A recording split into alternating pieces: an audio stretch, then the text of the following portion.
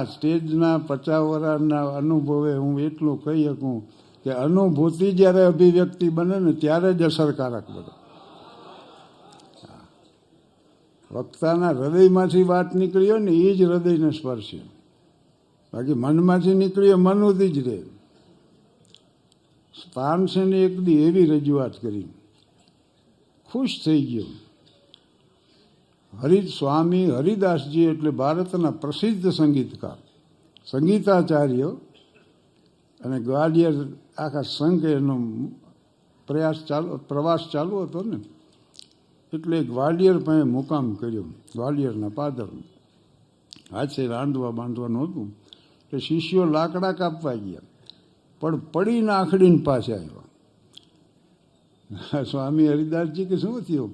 અરે કે સિંહ ગર્જના કરે. હરિદાસજી અહીં સિંહ હોય જ નહીં. તો કે હા, અમે સાંભળીને આવી, દેખાડો મને. એટલે જ્યાં જે દિશામાંથી અવાજ આવતો ને ત્યાં હરિદાસજી આવ્યા ગયા, અને બધાના આશ્ચર્ય વચ્ચે એક બાળકને પકડીને લઈ આવ્યા.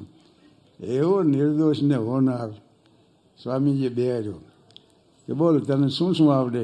તે પાઠશાળામાં ભણતો હતો, એને ગાય દેખાડી. જે પશુ પક્ષીની એને સાંભળ્યા હતા ને એની નકલ કરી દેખાડી. કેનો દીકરો છે? તો કે મકરંદ પાંડેનો. તારા પિતા પાસે લઈ ગયા. એ ખુશ થઈ ગયો, લઈ ગયો. અને મકરંદ પાંડેને થયો કે હરિદાસજી જેવા સ્વામી મારા મહેમાન છે. હરિદાસજી એટલું જ કીધું કે આ બાળકમાં ભારતના શ્રેષ્ઠ સંગીતકાર થવાની સંભાવના છે, મને સુપ્રત કરી દો. એટલે માતા પિતાએ કીધું, કર્યો સુપ્રત. રામતનુ આ બાળકનું નામ.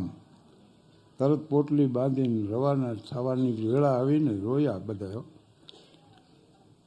આમ તો તોફાની તો પાઠશાળા મૂકીને જંગલમાં વયો જતો, પણ ગંભીર થઈને બાળકે વિદાય લીધી. આ બાળકનું આ રામતનુ, આ બાળક એટલે મિયાં તાનસેન. મુસ્લિમ યુવતીના પ્રેમમાં પડ્યા ને પછી એની યારે લગ્ન કર્યા એટલે એને તાનસેન નામ રહે. હા, મને ખબર જ હતી. હવે એક આ વાત કરી દઉં. એટલે હરિદાસજી પાસે તૈયાર થયા. પછી મોહમ્મદ ગોસ નામના બીજા સંગીતકાર પાસે હરિદાસજી જ મોકલ્યા, અને ગ્વાલિયરના મહારાજાના રાજગવૈયા તરીકે હતા તાનસેન.